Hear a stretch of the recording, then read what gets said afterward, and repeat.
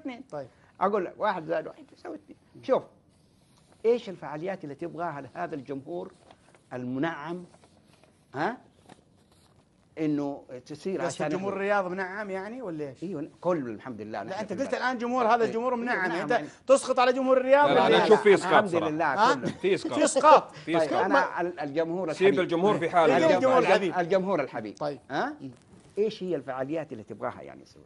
اول شيء قلت لك الان التذاكر وتسويقها في الجوائز.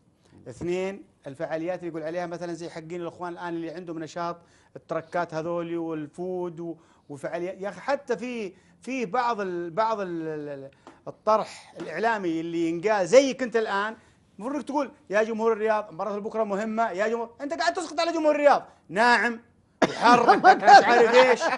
انت الان تقول لا احد يجي. لا منعم. مرفه. لا لا ما فرق بين ما قال ها؟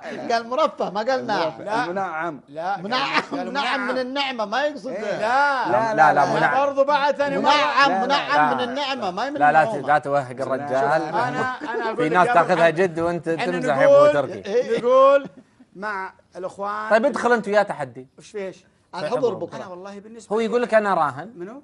هو يراهن انه ما حد جاي، يدخل وياه مع الجمهور تحدي. والله انا اتمنى تدري وين انا اتمنى يسمعون كلام الاخ عدنان، تدري وين العتب؟ كلامك، كلام الاخ احمد، تدري وين كلام العتب؟ الاخ عبد الكريم، كلام الاخ طلال ومناشد، انه بكره الجمهور يحضر. ممتاز. لانه مباراه قويه، فريق العراق جميل. فريق عادل جديد. خليني اسال. خليني اختصر لك هي. اختصر. جمهور الرياض مع محبتي وتقديري له جمهور استراحات بس. جميل.